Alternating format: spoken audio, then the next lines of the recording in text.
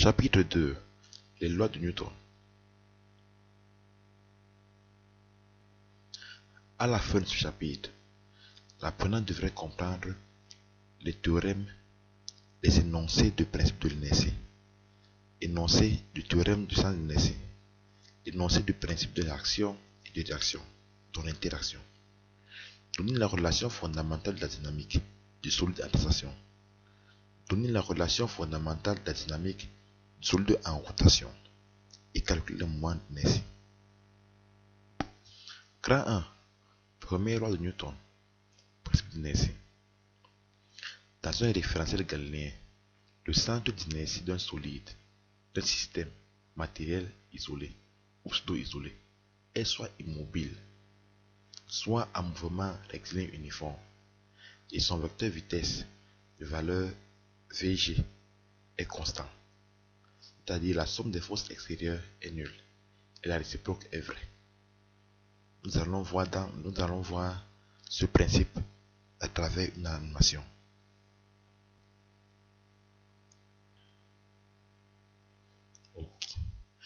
Dans cette animation, nous allons mettre un solide qui va se déplacer sans frottement sur une surface horizontale, et la somme des forces agissant sur lui est nulle, soit son poids et sa réaction sont nuls.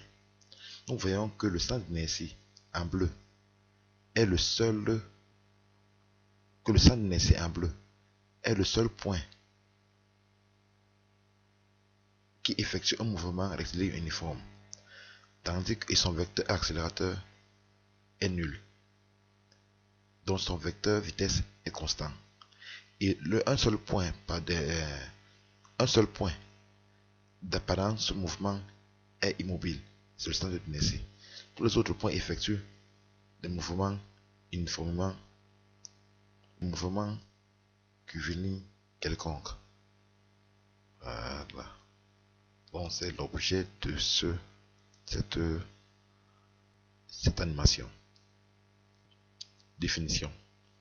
Le vecteur accélération instantanée du centre d'inertie d'un solide est égal à la variation du vecteur vitesse instantanée divisé par l'intervalle de temps pendant lequel s'effectue cette variation. En d'autres termes, le vecteur accélération est égal à la dérivée du vecteur vitesse par rapport au temps. Caractéristiques du vecteur accélération. Le vecteur accélération possède 4 caractéristiques, à savoir une direction, dont celle du vecteur accélérateur, un sens, celui du vecteur accélérateur, une norme en mètres par seconde au carré, un point d'application, le point de la trajectoire où se trouve le point G à l'instant t, et l'unité est le mètre par seconde. Dans l'animation qui va suivre, nous allons tracer le vecteur accélération. Ok. On enregistre la position successive d'un solide à intervalle de temps constant très petit taux, t égale à 40 millisecondes. Ok. Dans un premier temps, on veut déterminer l'accélération au point M4. Ainsi, dans un premier temps, on va déterminer le vecteur vitesse V3. Sa norme est M2 M4 sur 2 taux. On trace le vecteur vitesse V3 qui est tangent à la trajectoire à l'aide de l'échelle 5 cm pour 1 mètre par seconde. On calcule la longueur de ce vecteur vitesse et on le trace. On fait de même pour le vecteur vitesse V5. Voilà. Et on détermine sa norme, puis on trace. Voilà. Une fois ces deux vecteurs vitesse tracés, on sait que le vecteur accélérateur A4 est égal à la variation des vecteurs V5 moins V3 sur la variation du temps, donc 2 fois le temps. Graphiquement, on a V5 moins V3 est égal à la variation de la vitesse. Une fois qu'on a construit le vecteur variation de la vitesse, delta V, on mesure sa longueur et ensuite on détermine sa norme grâce à l'échelle. Si on reste plus, il ne reste plus qu'à calculer la norme ACAD qui est égale à la variation de la vitesse sur 2 fois taux qui est égale à 7,3 mètres par seconde. Une fois sa norme connue, on trace le vecteur ACAD, donc vecteur accélération, qui est collinéaire selon l'échelle, 1 cm pour 2 mètres par seconde. De manière classique, c'est l'objet de cette animation. Voilà. Seconde loi de Newton.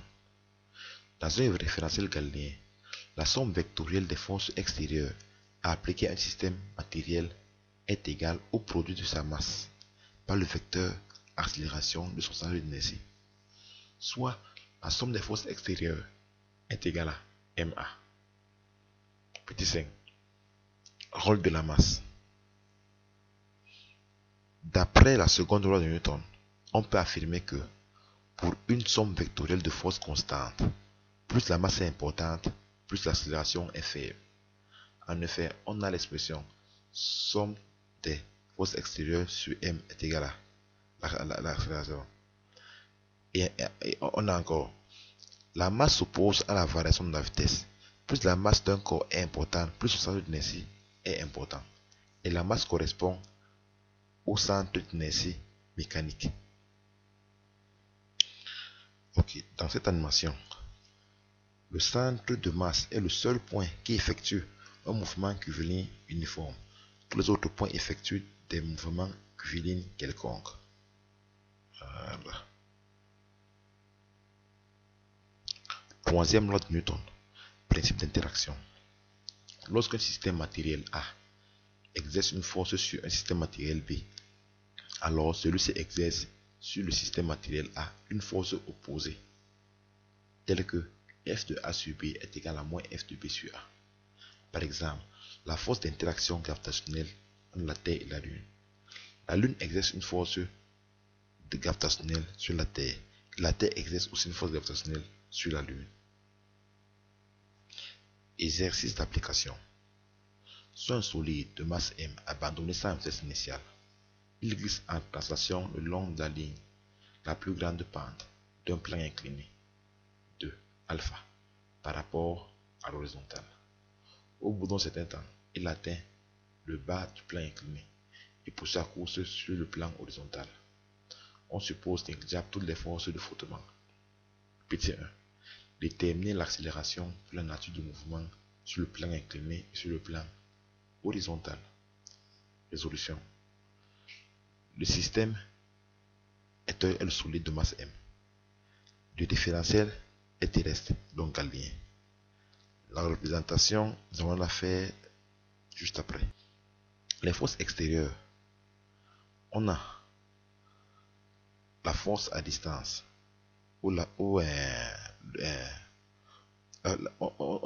le poids du solide et les forces de contact, dont la réaction du sol. Ainsi, on a le poids du solide ici et la réaction du sol. Sur le plan incliné, on a aussi le poids du solide et la réaction qui fait l'angle droit avec le plan incliné. Et là, on a aussi notre angle alpha. Et pareil, on a les axes X, O, Y. On a l'axe X, O, X et l'axe Y, O, Y'. Pareil, sur le plan horizontal, on a aussi l'axe X, O, X et l'axe Y, O, Y'. En guise de la nature du solide, la nature des mouvements, on applique la force, appliquons les lois et résolutions de différentes équations. D'après la loi de la dynamique, on a les sommes de forces extérieures qui sont égales à ma, soit le poids plus la réaction qui est égal à ma. En projetant sur les axes OX et sur les axes OY, on a P de X égale à ma et moins P de X de Y plus R égale à 0. Ainsi, on constate que sinus alpha est égal à P de X sur P, soit P de x est égal à mg sinus alpha. Ce qui nous entraîne à écrire que A est égal à g sinus alpha. Ainsi, si A est supérieur à 0, le mouvement de solide est rectiligne uniformément accéléré. Sur la deuxième partie du trajet, donc sur la partie horizontale, en appliquant aussi la formule somme des forces est égale à MA, on a P plus R est égal à MA. Par la projection, on obtient A est nul, donc le vecteur accélérateur est nul et sa norme est égale à 0. D'où le mouvement là est rectiligne uniforme. Okay. À travers cette animation, nous allons illustrer de manière physique et visualiser ce que c'est qu'un roulement sans glissement. Donc, à travers notre exercice, nous avions tous compris que la nature nous avions élaboré la nature du mouvement. Maintenant, alors, nous faisons varier l'angle de départ et on voit de manière concrète ce qui se passe à travers notre animation. Donc, prenez le soin de voir le poids et la réaction du support. Et là, on voit la force de traction. Notion de moment d'inertie. Définition. Le moment d'inertie d'un solide par rapport à un axe delta est par définition la somme des produits des masses des parties ponctuelles du solide par le carré de la distance de ces parties. Soit J delta est égal à M R carré. Donc la somme des petites masses solides, c'est elle qui donne le moment d'inertie du solide. Donc si on a un solide, dans le système, on a plusieurs solides. Le solide M avec le rayon de ça, avec son rayon au carré. Le solide M2 avec son rayon au carré. Le solide M3 avec son rayon au carré. C'est cette somme-là qui est égale à la somme des MI RI carré. I allant de 1 jusqu'à N. Et le moment d'inertie se mesure en kg par fois mètre au carré. Lorsqu'on demande alors de déterminer le moment d'inertie d'un système formé de deux points matériels de masse respective M1 et M2, là on applique J delta égale à M1 R1 au carré plus M2 R2 au carré. Là on se focalise à ce point là parce que là on n'a que deux solides. Ok. Et lorsqu'on applique alors la formule par rapport à l'exercice donné, on retrouve 268 kg par mètre carré. Ok, la conséquence immédiate du moment d'inertie est le théorème de Huygens. Allons-y. Le moment d'inertie d'un système de masse M par rapport à un axe de rotation quelconque delta ne passant pas par son centre de gravité est égal à son moment d'inertie par rapport à l'axe passant par son centre d'inertie, augmenté du produit de la masse du système par le carré de la distance qui sépare les deux axes, soit J delta est égal à le moment d'inertie du système est égal au moment d'inertie du solide à l'axe plus la distance au carré fois la masse de ce solide. Pour bien comprendre le concept, allons par les exercices d'application. Déterminons le moment d'inertie d'une circonférence de rayon R par rapport à un axe horizontal perpendiculaire au plan de la circonférence et passant par un point de la circonférence. Donc, voici le moment d'inertie qu'on veut calculer. Mais l'axe, le voilà. Et la distance, la voici. Ainsi, on a le moment d'inertie du système est égal au moment d'inertie du rayon du système augmenté par la distance entre le centre d'inertie du système et l'axe de rotation. Ainsi, on a J delta qui est égal à J du système est égal au moment de solide et sa circonférence plus augmenter la distance fois la masse au carré. Ainsi, on retrouve J delta est égal à 2mr au carré. 3.2. Loi fondamentale de la dynamique. Appliquée à un pot matériel en mouvement de rotation. Énoncé. Le produit d'un moment d'inertie d'un système en mouvement de rotation par rapport à un axe delta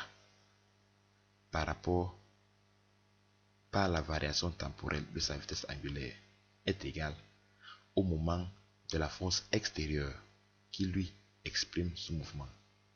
Soit le moment d'inertie est égal à la somme de moments, le produit d'un moment d'inertie est égal au moment d'inertie augmenté fois